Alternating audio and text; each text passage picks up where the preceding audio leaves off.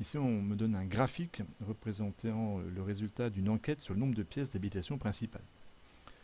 Pour ne pas se mélanger dans ce type d'exercice, je vous conseille de vous mettre à la place de la personne qui a mené l'enquête.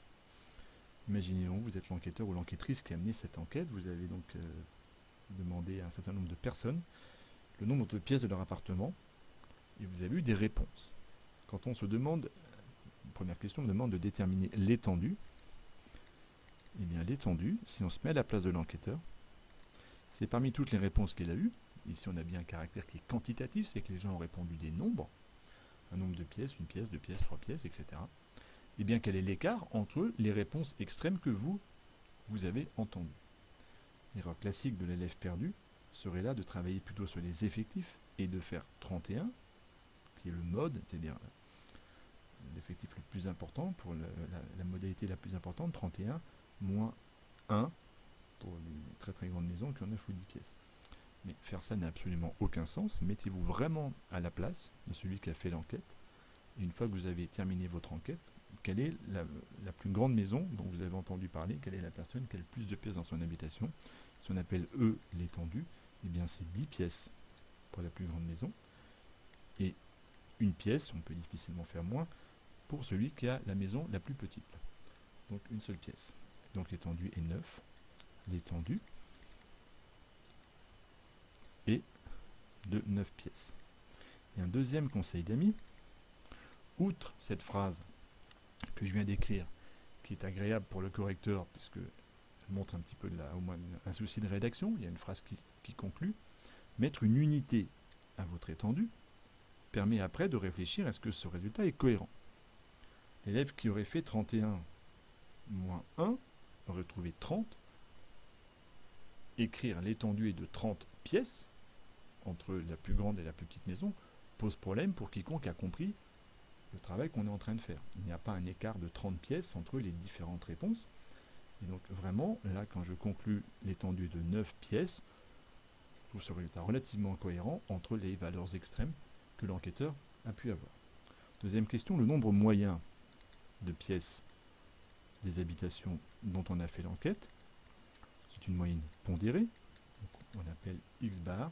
C'est donc 1 fois 14, plus 2 fois 25, plus 3 fois 31, plus 4 fois 29, plus 5 fois 13, plus 6 fois 9. J'aurai pas assez de place, et vous comprenez le calcul. Divisé par, et on peut même sur une copie mettre des pointillés, cela serait parfaitement acceptable, divisé par mon effectif total. L'effectif total est là pour le coup 14 plus 25 plus 31 plus 29 plus 13 plus 9 plus 5 plus 2 plus 1 qui fait donc 130. Donc x bar est égal, si on fait le total, cela fait 462 divisé par 130 et cela donne environ 3,6, attention, 3,55, si je l'arrondis à une décimale, ce qui est largement suffisant, on arrondit à 3,6. Le nombre de pièces moyen, et encore une fois, il est important de conclure, outre pour la rédaction, ça permet de vérifier la cohérence de mon résultat. Le nombre de pièces moyen est de 3,6. Est-ce que c'est cohérent qu'en moyenne, au regard de mon étude, le nombre de pièces moyen soit de 3,6? On va dire que oui, c'est relativement cohérent. On voit bien que les valeurs les plus importantes sont pour 2, 3 et 4, particulièrement pour 3 et 4. Donc on n'est pas vraiment surpris de ce résultat. La question suivante est de déterminer le nombre médian de pièces dans les habitations. Comme l'effectif total est de 130,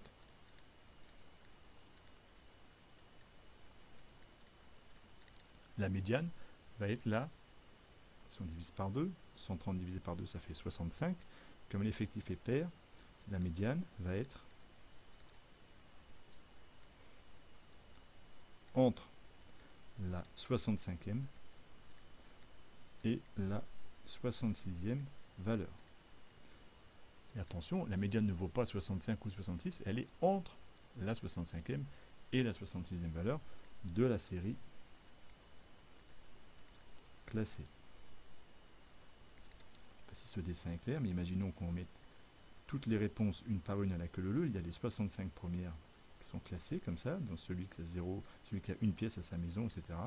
Et on termine à la fin par celui qui a 10 pièces. On voit bien deux paquets de 65.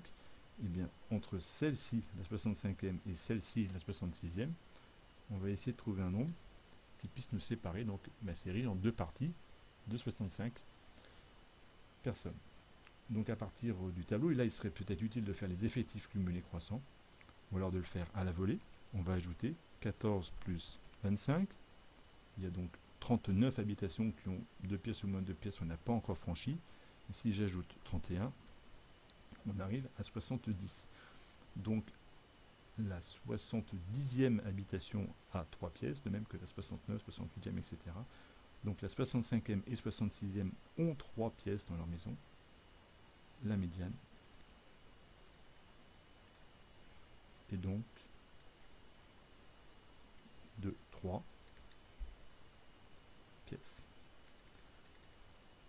Conclut enfin que, toujours pareil, le nombre de, la médiane est bien un nombre de pièces, hein, c'est bien une valeur du caractère que j'étudie, et au regard du graphique que j'ai sous les yeux, on voit qu'il est à peu près cohérent de dire qu'il y en a autant plus petit que 3 que plus grand que 3.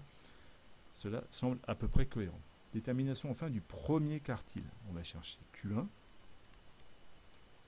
Pour trouver Q1, on calcule le quart de mon effectif, qui était donc de 130, que je vais diviser par 4. Ce qui fait donc 32,5. Et donc Q1 sera, on prend la partie, l'entier supérieur à 32,5, donc c'est 33. Et la 33e valeur, 33e modalité de la série classée.